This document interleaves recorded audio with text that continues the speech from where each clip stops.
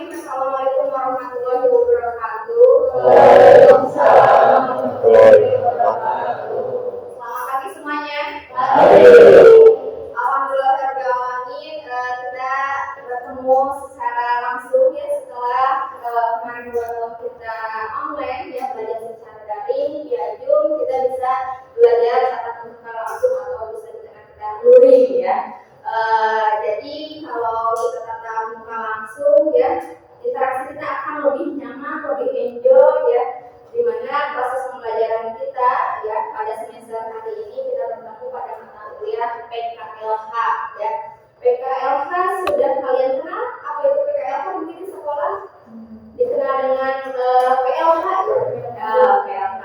Oke, kita panjatkan puji dan syukur kehadirat Ilahi Robbi, di mana kita telah diberi nikmat sehat, nikmat iman untuk bisa bertemu dan berkumpul bersama dalam hari ini. Rekan-rekan semua, di sini dalam satu semester ke depan kita akan bertemu ya dalam mata kuliah PKLH. Mata kuliah PKLH ini diampu oleh saya sendiri ya. Perkenalkan, saya Tina Indriani ya, karena insya Allah sudah kenal dengan saya karena sebelumnya saya pernah masuk di mata kuliah yang lain. Sebelum memulai aktivitas dalam pembelajaran hari ini, kita berdoa dulu. Berdoa kita silakan. Berdoa selesai.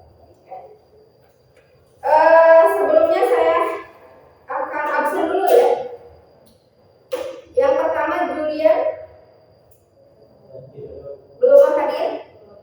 Jihan, ada Jihan.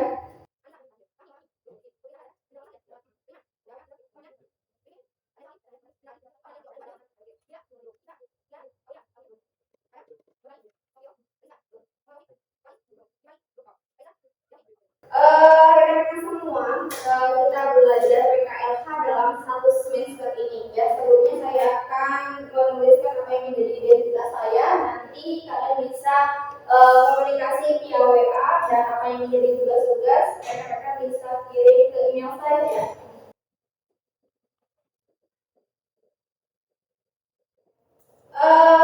Di dalam mata kuliah PKLH ini dalam 1 semester kita akan mengkaji lebih dalam ya terkait pada suatu kondisi masalah-masalah lingkungan dan solusinya. Kita akan berfokus ke sana karena kalau berbicara secara teori itu kalian sudah dipahami betul karena kalian dari geografi pasti mengetahui apa yang menjadi dasar-dasar teori dalam ilmu lingkungan dan kependudukan. Rencana pembelajaran semester ya pada PKLH ini ya, yaitu yang pertama dalam PKLH itu harus mencapai capaian pembelajaran.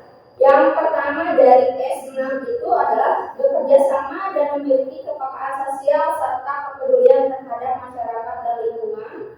P7-nya itu mampu menganalisis sumber daya lingkungan secara efektif dan efisien untuk mendukung pembangunan berkelanjutan serta mencari solusi masalah lingkungan dan kebencanaan.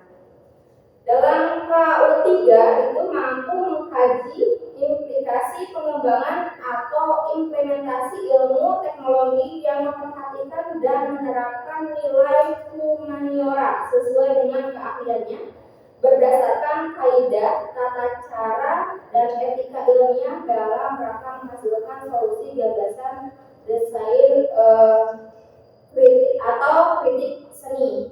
KK3-nya itu mampu menentukan solusi permasalahan ya, bumi sebagai sistem dengan menggunakan teori, pendekatan, prinsip, geografi untuk mengambil keputusan secara bijak dan meningkatkan literasi geografi. Apa sih yang harus dicapai? Nah, mampu menganalisis sumber daya lingkungan secara efektif dan efisien dengan mengembangkan ilmu pengetahuan dan teknologi serta dapat menentukan solusi permasalahan kependudukan dan lingkungan hidup berbasis edukasi dan sustainability. Nah, gitu ya.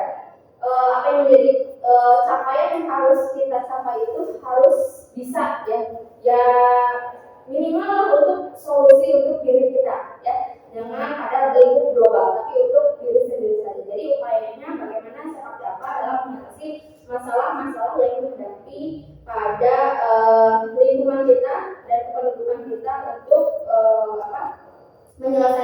segala masalah yang dihadapi. Nah, terkait pada materi dalam satu semester ini ada 6 materi ya, yaitu yang pertama itu ruang lingkup dan hakikat PKLH kependudukan di Indonesia dan dunia, berkaitan dengan jumlah, struktur, pertumbuhan, persebaran, lingkungan hidup Indonesia dan dunia.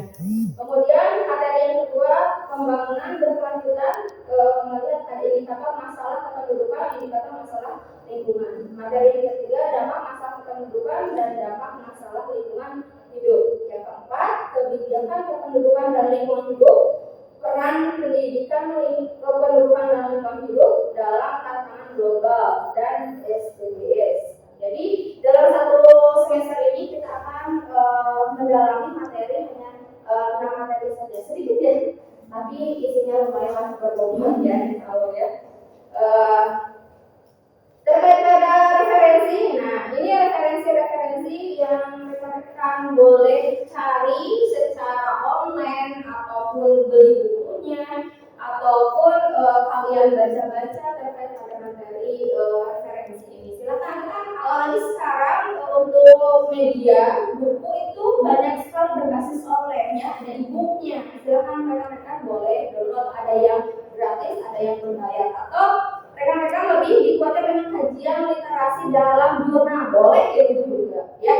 Nah, terkait pada kajian PKLH ini nanti akan dikuatkan dengan tugas di lapangan ya. Rekan-rekan observasi langsung secara real di lapangan bagaimana kondisi apa yang menjadi masalah-masalah yang dihadapi pada kependudukan dan lingkungan ya. Dalam proses pembelajaran saya akan menerapkan sistem ceramah, diskusi kelas, kemudian presentasi rekan-rekan, study presentation ya. Kemudian ada proses penguatan, ada problem based learning, collaborative learning, dan praktikum ya. Nah, dikuatkan kenapa di PKL ini harus ada praktikum rekan-rekan biar mengetahui apa yang menjadi sasaran, apa yang menjadi pembelajaran pada PKLH dalam satu semester ini. Jadi tidak hanya sebatas dosen memberikan materi saja, disuapin saja, tapi rekan-rekan harus bisa menggali apa yang menjadi sumber ilmu pengetahuan. Dan sumber ilmu pengetahuan itu, apalagi khususnya dalam PKLH, tidak berbasis selalu dalam textbook saja. Ya, kalian bisa merasakan, melihat bagaimana fenomena yang terjadi di lingkungan masyarakat dan lingkungan sekitarnya ya. Silakan kalian kaji analisis kependudukannya, kaji analisis lingkungannya, baik itu secara fisik maupun secara non fisikal ya. Terkait pada tugas pun ya, di sini saya akan memberikan suatu rancangan tugas ya terkait pada suatu kondisi materi-materi yang sudah diberikan. Jadi di sini saya akan memberikan suatu penilaian ya. Karena tadi berkaitan pada pertemuan, total pertemuan itu 14 ditambah dengan ujian tengah semester dan UAS itu totalnya 16, sehingga di sini dalam penilaian selain pada absensi ada penilaian ujian, kemudian ada penilaian dari tugas-tugas individu dan tugas kelompok dan dari kehadiran. Karena kita itu dari FI keguruan, di sini terkait pada SK yang keempat, standar kompetensi yang keempat, kalian itu harus bisa memiliki keterampilan dalam mengajar PKLH. Karena fenomenanya di sekolah-sekolah itu sudah tidak ada lagi mata pelajaran PLH atau PKLH, ya. Sudah dicabut, nggak tahu ya terkait pada aturan kurikulum pemerintah kenapa sih PLH itu dicabut pada salah satu mata pelajaran persekolahan, padahal pendidikan lingkungan itu sangat penting sekali. Nah, sehingga dikuatkan dalam kurikulum 2013 ya, adanya penguatan pendidikan berkarakter. Meskipun sekarang sudah beda lagi ya kurikulumnya. Kurikulum apa sekarang? Merdeka Belajar ya. Bahwa kita itu harus bisa merdeka belajar dalam segi apapun ya. Apalagi sekarang ya, dengan kurikulum demikian kalian harus bisa mampu menguatkan keterampilan dalam pemahaman pendidikan dalam kependudukan dan lingkungan harus seperti apa. Jadi lebih luas lagi, tidak hanya pada tercakup pada pendidikan karakter saja, tidak hanya pada mata pelajaran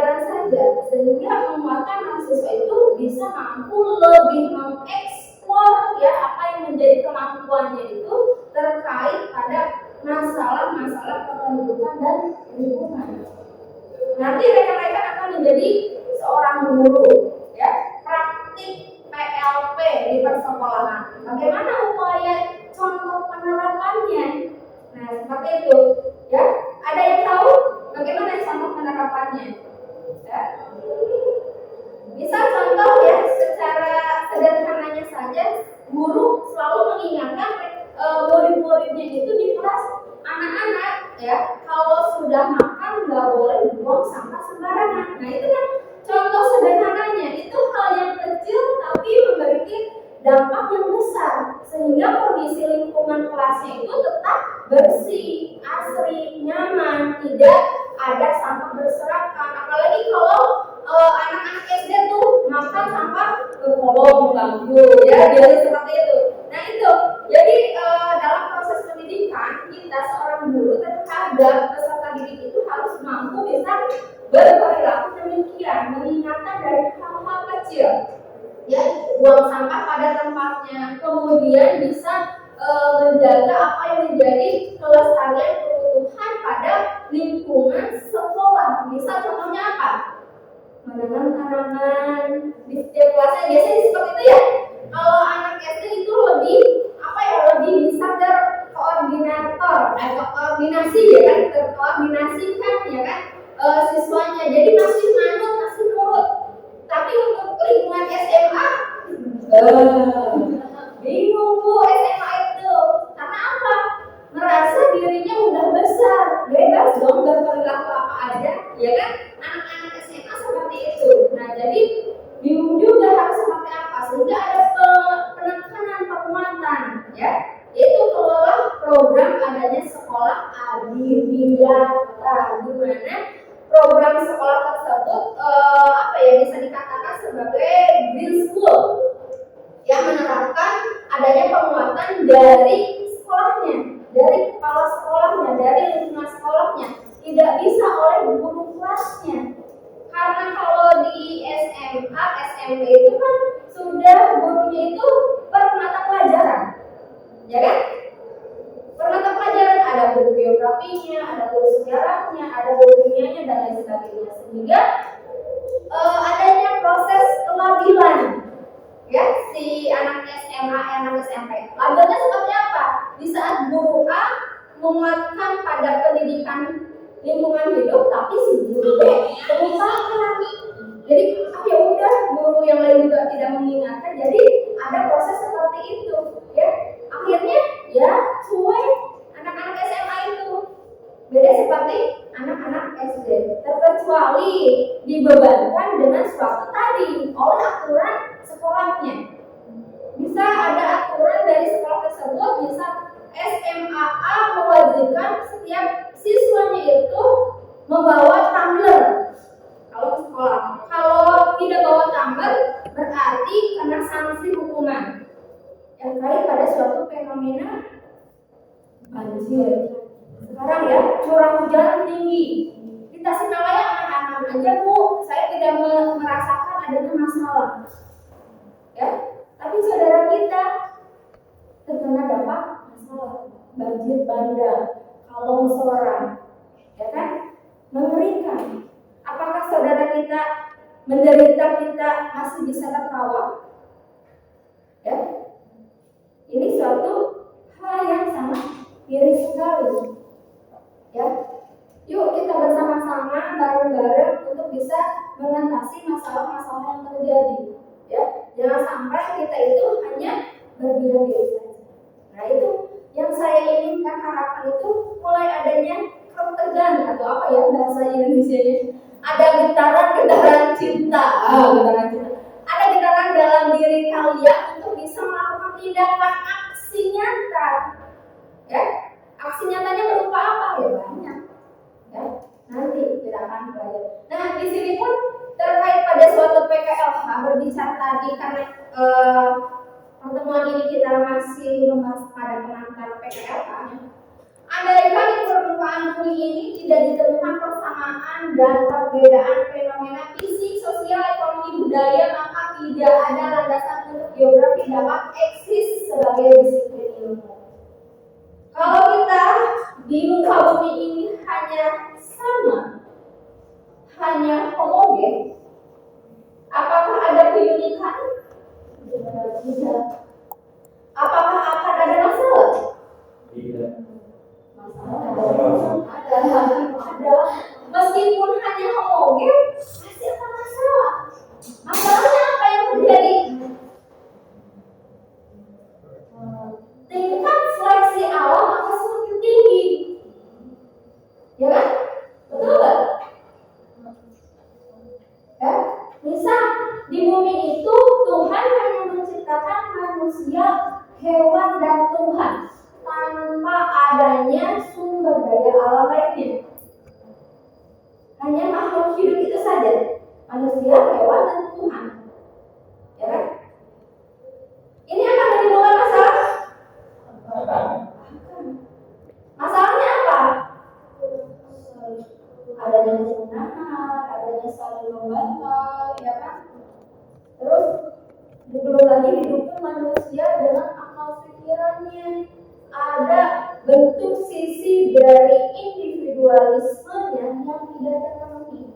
Karena manusia itu memiliki kebutuhan yang harus dipenuhi. Ada yang tahu kebutuhan dasar apa yang harus dipenuhi oleh manusia? Kalau belum primer, sekunder, nah sekarang terkait pada kebutuhan dasar manusia menurut Abraham Maslow.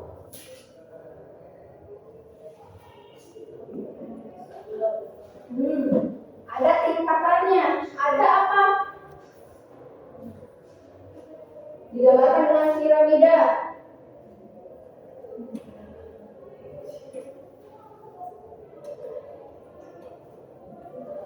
Ada apa saja? Ada kebutuhan rasa aman. Ya kan? Ada kebutuhan rasa aman, nyaman. Apa? Rasa kasih sayang. Kagak perlu dipenuhi. Betul nggak?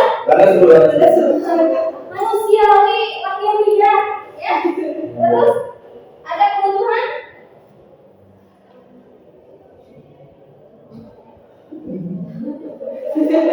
apa? Logisnya, ya kan? Jiwanya harus terisi, ya. Terus apa lagi? Sayang. Yuk paling atas penghargaan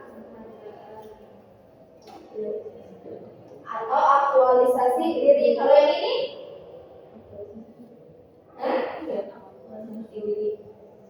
aktualisasi diri itu apa?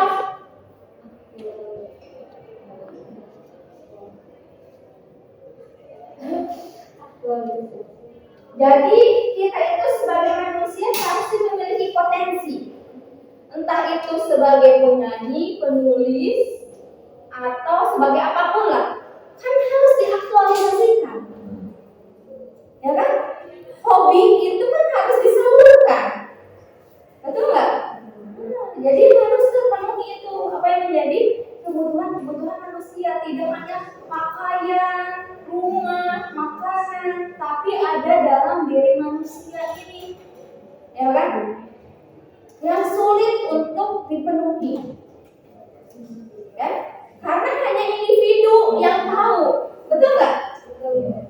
Hanya individu kita yang tahu. Di saat kita jomblo, pasti ada satu sisi saya membutuhkan perhatian orang lain. Ya, meskipun kita punya orang tua, punya kerabat, tapi belum terpenuhi, ya kan? Butuh seseorang, ya. Sudah makan? Kata-kata itu yang kecil, sudah makan, satu kalimat itu bikin kita termotivasi tingkat tinggi. Langsung aja. Langsung. Indomie ya. Itu yang harus dipenuhi ya. Karena kita punya orang tua juga tidak akan terpenuhi, betul nggak? Merasa tidak? Di saat kita kesepian nih, meskipun kita punya orang tua, punya kakak, kita dapat kasih sayang, tapi belum tercerahkan. Kok merasa apa? Apa apabila salah satu kebutuhan ini tidak terpenuhi, masalah yang akan terjadi. Masalahnya apa? Tidak nyaman di rumah, uring-uringan. Masalah dalam kependudukan itu bukan hanya dalam ledakan penduduk saja. Masih ada sampahnya. Terkait sampah, Ya, kan di negara lain udah tentang pemilahan sampah udah ada kan. Apakah di menurut Ibu apakah di Indonesia juga bisa menerapkan pemilahan sampah agar sesuatu itu bisa terolah dengan baik gitu? Kayak kan kalau misalkan sampah plastik sama makanan itu kan bercampur bisa diolah. Apakah di Indonesia juga bisa nggak dari sekarang? bisa banget. Ya, bisa. Apalagi Jawa Barat, khususnya Jawa Barat, oleh Pak Gubernur kita, Ridwan Kamil, itu sudah memiliki alat dalam pengolahan sampah. Ya, karena sampah di Jawa Barat itu kan cukup tinggi, karena penduduknya itu sangat banyak, sehingga terbanyak terbesar, dan di dunia Indonesia itu peringkat keempat paling banyak sampah. Dan proses pengolahan tersebut ya sebetulnya sudah dibikin alatnya, tapi yang kurang mendukung adalah apa? SDM-nya, masyarakatnya. Di kita sudah tidak sedikit ya, mau di tempat umum ataupun di kampus-kampus atau di tempat kampus sudah ada tempat sampah yang sesuai dengan jenisnya. Kuning apa, hijau apa, merah apa, tapi apa? Segitu. Ya, benar. Ya, padahal itu sudah dikoordinasikan, ya kan?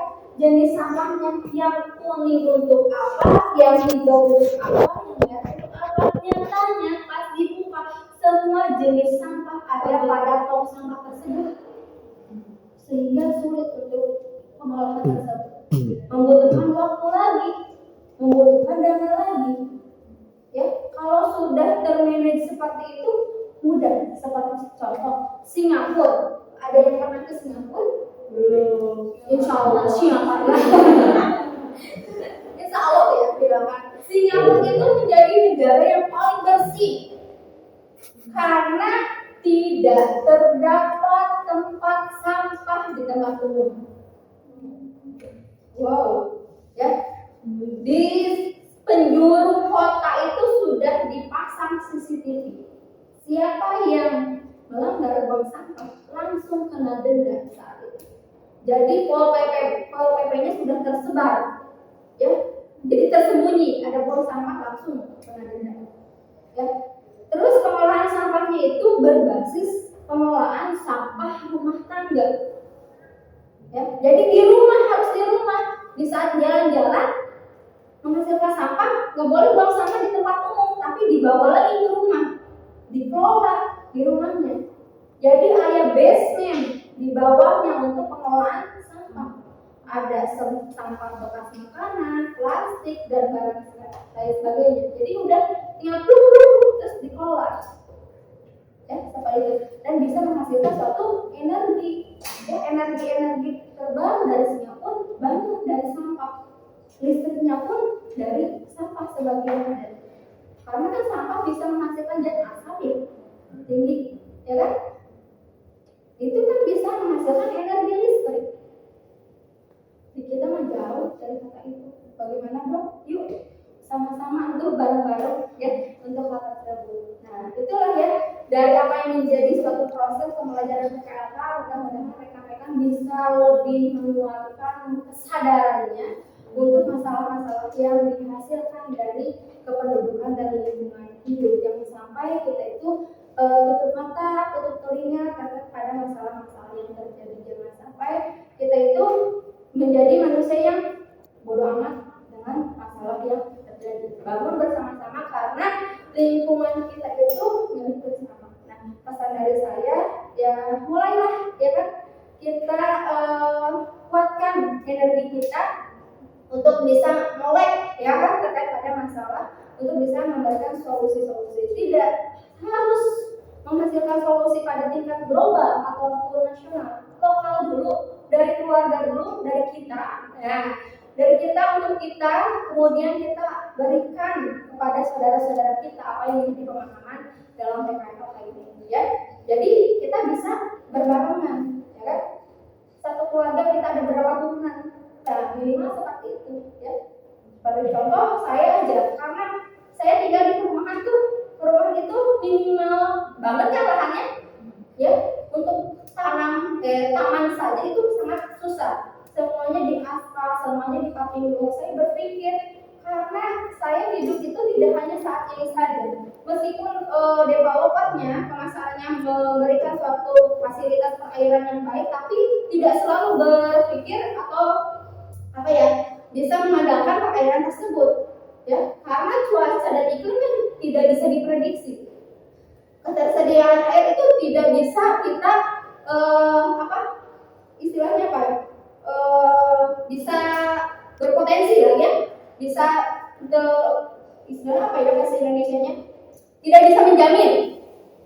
Persediaan air itu tidak bisa menjamin itu selalu ada, karena tidak tergantung pada suatu iklim dan cuacanya. Sekarang kan yang harusnya hujan jadi kemarau, sebaliknya kemarau jadi hujan, kan tidak terkoordinasi seperti itu.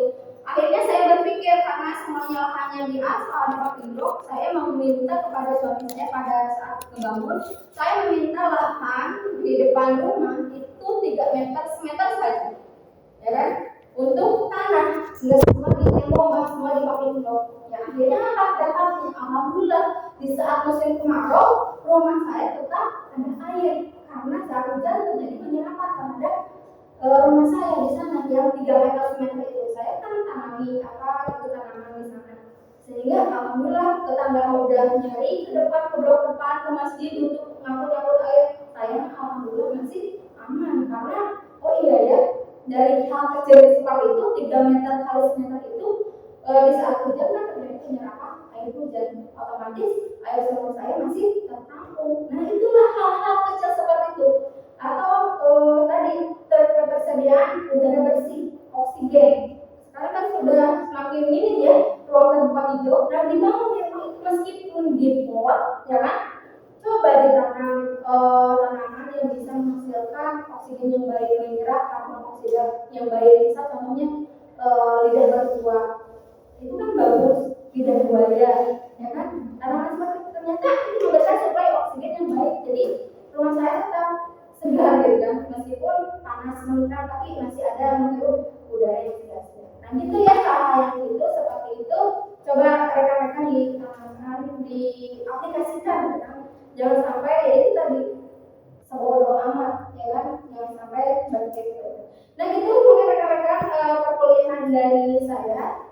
Sebelum saya tutup, untuk tugasnya silakan kalian melakukan studi literasi terkait pada masalah-masalah yang terjadi di lingkungan kita ya kan, di Indonesia apa saja sih. Silakan kalian cari tahu masalah-masalahnya. Nanti minggu depan kita akan diskusikan apa bentuk solusi-solusi yang baik untuk pada masalah-masalah seperti itu.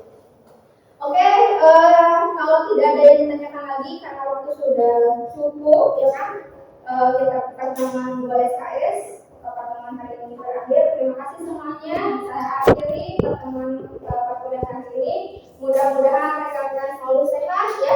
Tetap jaga kesehatan, jaga stamina karena corona belum pergi ya. COVID-19 belum pergi. Sekarang lagi musim dikatakan pancaroba ya kan, banyak yang flu, batuk. Nah khawatir ada virus-virus ya hingga di diri kita, imun kita tidak sehat sehingga kita menjadi drop dan sakit ya. Terima kasih semuanya. Wabillahi taufiq wal hidayah. Wassalamualaikum warahmatullahi wabarakatuh.